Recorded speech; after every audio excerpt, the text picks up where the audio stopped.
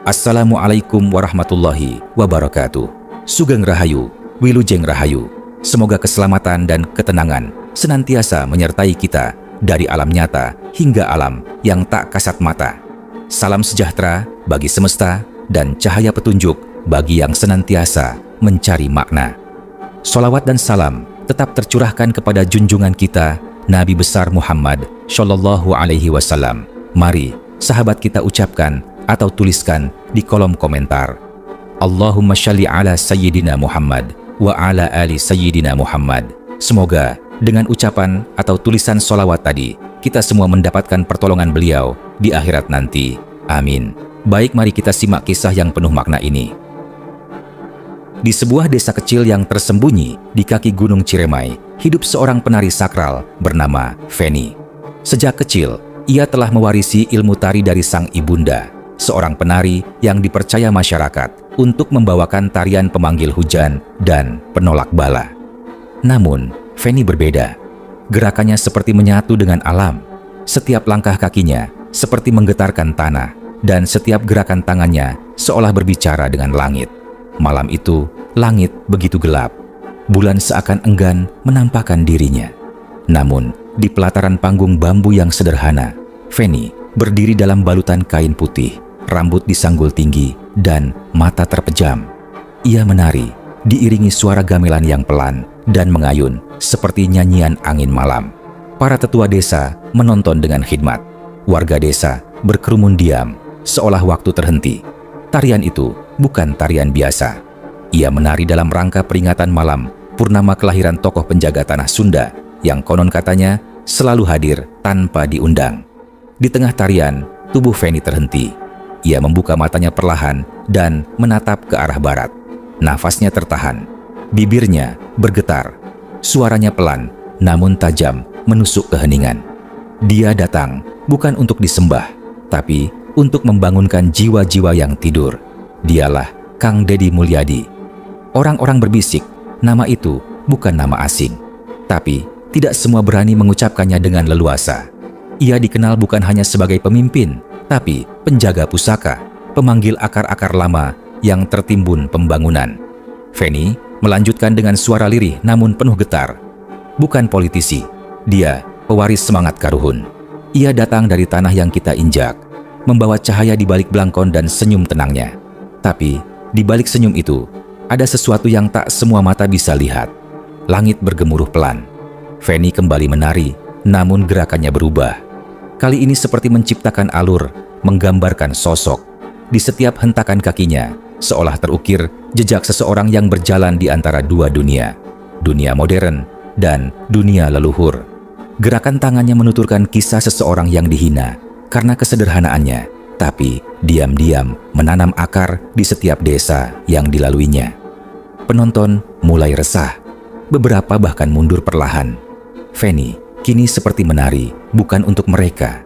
Ia seperti sedang berkomunikasi dengan sosok itu yang entah dari mana datangnya, entah apa tujuannya. Tiba-tiba Feni berhenti di tengah panggung. Ia mengangkat tangan kanan ke atas, tangan kiri ke dada. Lalu dengan suara lebih pelan namun terdengar sampai ke ujung desa, ia berkata, "Jika kalian bertanya siapa Kang Deddy Mulyadi, maka lihatlah pada mereka yang kembali mencintai akar, yang mendengar suara bambu, yang tak gentar berjalan sendiri di tengah arus yang menggila." Feni menatap satu persatu wajah penonton. Kemudian ia menunduk dalam. Dan saat itulah langit yang semula kelabu perlahan membelah. Cahaya rembulan akhirnya menyusup keluar, jatuh tepat di atas panggung bambu tempat Feni berdiri. Wajahnya yang semula tertunduk kini terangkat. Matanya menatap jauh ke depan, seperti melihat sosok yang tak terlihat oleh mata biasa. Ia melangkah pelan ke tepi panggung, lalu berkata dengan suara yang tak lagi bergetar, tapi penuh keteguhan, "Kang Deddy bukan hanya seorang pemimpin. Ia adalah pelindung akar rumput, penjaga warisan leluhur, dan sahabat bagi rakyat kecil. Ia datang bukan dengan janji, tapi dengan tindakan nyata." Orang-orang mulai diam, menyimak. Sebagian mulai menangis tanpa sadar, entah karena getaran tarian atau karena memori akan sosok itu yang sering hadir di tengah mereka. bukan hanya ketika kampanye, tapi bahkan di saat hujan deras, banjir, hingga pemakaman orang tak dikenal. Feni melanjutkan, kalian mungkin melihatnya berbicara di pinggir jalan, memberi makan burung, membetulkan genteng rumah janda tua. Tapi di balik itu semua, ia sedang mengajarkan bahwa menjadi pemimpin adalah menjadi pelayan, bahwa kekuasaan adalah sarana, bukan tujuan. Seorang bapak tua di antara penonton tiba-tiba berujar pelan, aku pernah lihat Kang Dedi masuk ke rumah reot dan tidak jijik duduk di tikar robek. Ia bahkan makan sambal terasi seadanya dengan kami. Dan pulangnya, kami diberi modal untuk hidup, bukan sekadar amplop. Seorang ibu menyambung, dia datang bukan hanya untuk potret, tapi untuk mendengarkan. Kadang cuma duduk, tapi kami merasa dihargai. Tarian Feni berubah lagi. Kini tidak mistis, tapi menghangatkan. Setiap gerakannya seperti melukiskan tangan yang menolong, pundak yang merangkul, dan telinga yang mendengar jeritan diam rakyat kecil. Ia memutar tubuhnya pelan, lalu mengangkat kedua tangan ke atas. Bukan jabatan yang membuatnya dihormati, tapi karena ia memilih berjalan di tengah rakyat, bukan di atas mereka. Dan di balik gerakan itu, seolah muncul bayangan samar, sosok pria berbelangkon, tersenyum tenang, membawa sebilah keris tua yang tak pernah digunakan untuk melukai, melainkan untuk menjaga nilai. Tarian itu ditutup dengan satu gerakan sujud panjang, tapi Feni tak bangkit. Ia tetap diam. Semua penonton berdiri, bukan untuk bertepuk tangan, tapi karena mereka tahu malam ini bukan hanya sebuah pertunjukan. Ini adalah panggilan untuk kembali memilih pemimpin, bukan karena popularitasnya, tapi karena hatinya yang mencintai rakyat. Di kejauhan, terdengar suara angin membawa sebaris kalimat yang entah dari mana datangnya.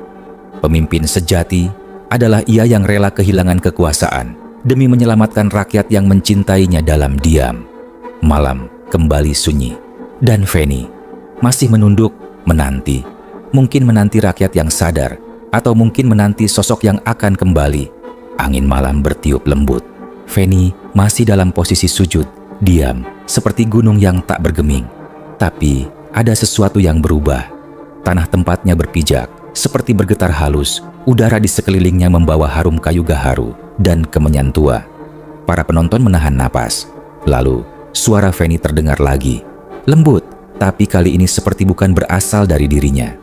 Dulu, di zaman para raja, ada seorang pemimpin agung yang disebut Prabu Siliwangi. Beliau tidak hanya memimpin dengan kekuatan, tapi dengan kebijaksanaan. Beliau tak hanya disegani oleh manusia, bahkan oleh harimau dan alam. Feni bangkit perlahan, pandangannya tajam menembus waktu. Dan hari ini, semangat itu hidup kembali.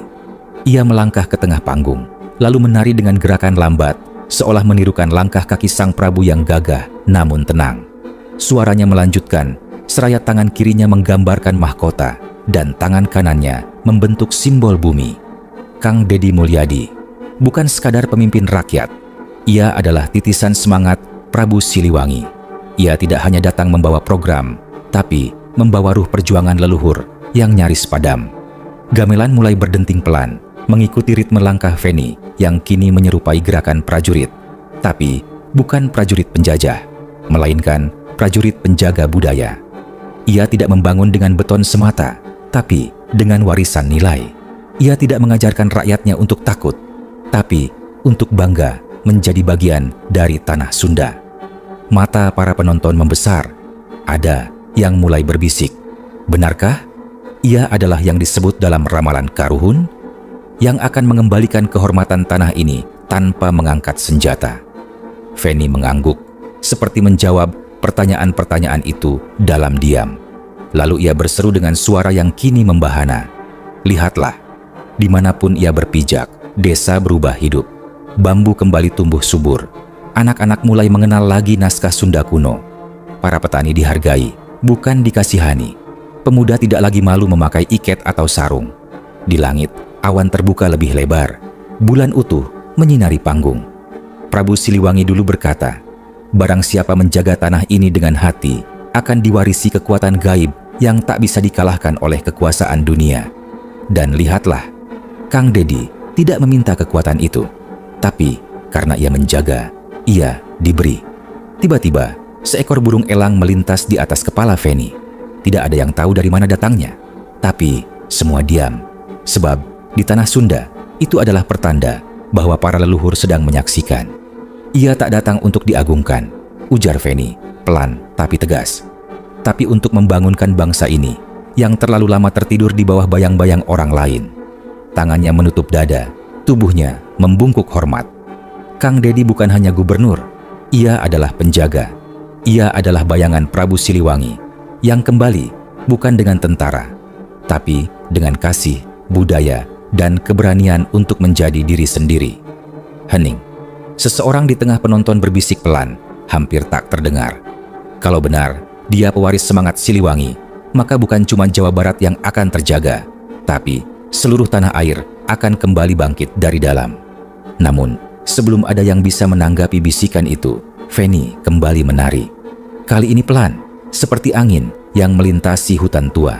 Dan malam itu, langit, bumi, dan semua hati yang hadir seolah mengakui Sang Prabu telah kembali, bukan dalam jasad, tapi dalam semangat seorang pemimpin yang mencintai tanah dan rakyatnya lebih dari jabatan dan tepuk tangan.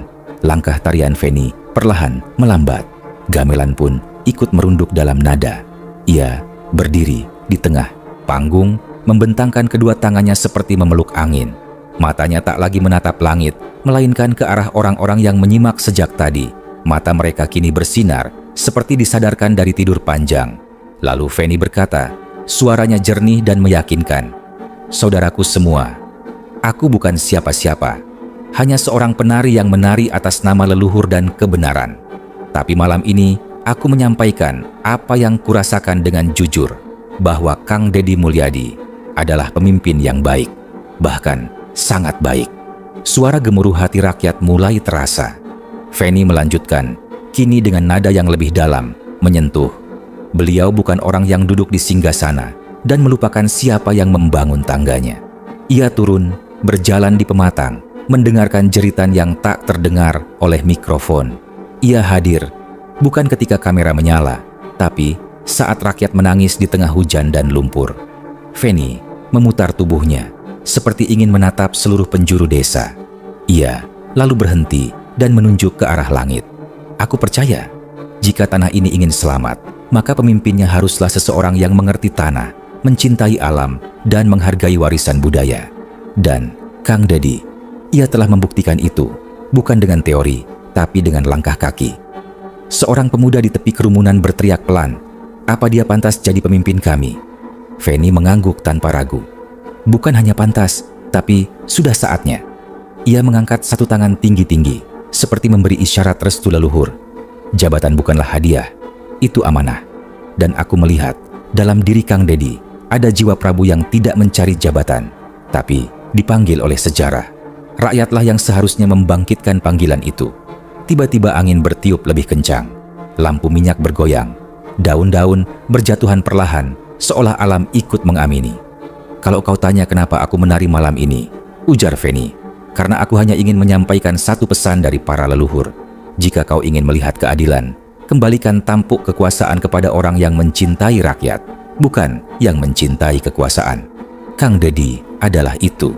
Ia menunduk dalam, lalu berbisik seolah berbicara kepada bumi. Beliau bukan hanya pemimpin hari ini, tapi harapan bagi masa depan. Dan malam itu, tak satu pun dari mereka pulang dengan hati yang sama. Ada benih keyakinan yang tumbuh, bahwa mungkin pemimpin yang mereka cari selama ini bukan datang dari layar kaca, tapi dari kaki-kaki yang rela menapaki jalan becek demi melihat senyum anak desa. Dan Feni, ia telah menyampaikan tugasnya. Namun ia tahu ini belum selesai, karena ketika sosok seperti Kang Dedi Mulyadi muncul di panggung sejarah, rakyatlah yang menentukan apakah cahaya itu akan diberi jalan. Malam semakin larut, tapi tak ada satupun warga yang beranjak. Feni berdiri di tengah panggung bambu yang kini seperti altar sakral. Wajahnya tenang, langkahnya ringan, tapi suaranya kini kembali bergetar oleh rasa haru. "Saudaraku semua," katanya lirih namun jelas, "malam ini bukan hanya tentang tarian, bukan hanya tentang aku atau tentang Kang Dedi Mulyadi. Ini tentang kita semua, tentang bangsa yang terlalu lama melupakan jati dirinya. tentang rakyat kecil yang terlalu lama dianggap suara pelengkap.